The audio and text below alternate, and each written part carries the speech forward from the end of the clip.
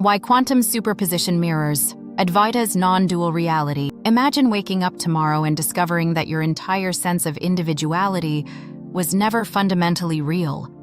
Not metaphorically, not spiritually, but mathematically. Modern quantum physics suggests that before observation, reality exists in a strange state of pure potential, where particles are not in one definite position, but in many possible states at once. This is known as quantum superposition. A particle can behave as if it exists in multiple places simultaneously, until observation forces it into a single measurable reality. And strangely, thousands of years before quantum mechanics, the ancient philosophy of Advaita Vedanta described reality in a shockingly similar way.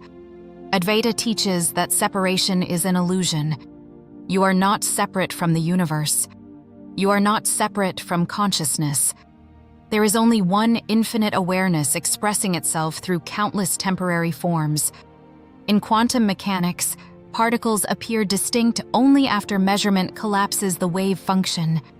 In Advaita, individuality appears only because consciousness identifies with the ego and the body.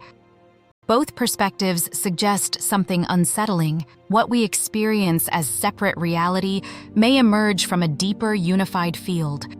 To understand this, we need to look deeper into Schrödinger's wave equation. In classical physics, objects exist in fixed states. A planet has one position, a baseball has one trajectory, but quantum systems behave differently. Before observation, a particle is described as a probability wave, a mathematical cloud containing every possible state simultaneously. Reality itself becomes undefined, not because we lack information, but because nature itself may not choose a definite form until interaction occurs.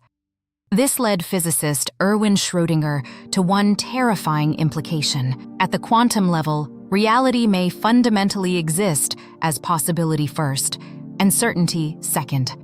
Now compare that to Advaita Vedanta. According to the Upanishads, the world we perceive is Maya, a constructed appearance generated through limited perception. The ego divides reality into categories, me and you, subject and object, observer and observed. But Advaita claims these distinctions are ultimately false. Behind all appearances exists Brahman, a singular, indivisible field of consciousness from which all experiences arise. Not many minds. One consciousness appearing as many minds. And suddenly, the parallel becomes difficult to ignore.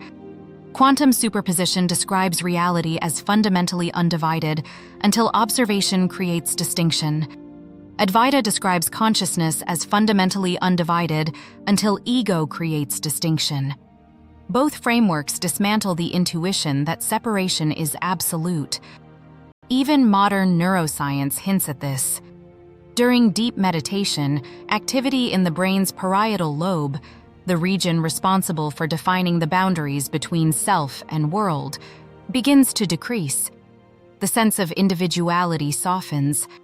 Meditators often report entering states where the boundary between observer and reality disappears completely. A feeling of unity emerges, not intellectually, directly. And this is where the ancient and modern worlds begin to overlap in fascinating ways. Quantum physics does not prove spirituality, and Advaita is not a branch of physics.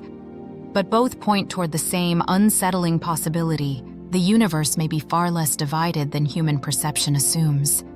Maybe individuality is not the foundation of reality. Maybe unity is. Maybe consciousness is not something happening inside the universe. Maybe consciousness is the field in which the universe itself appears. And if that is true, then the separation you feel from existence may not be reality at all. Only perception. A temporary ripple in one infinite ocean pretending to be many waves,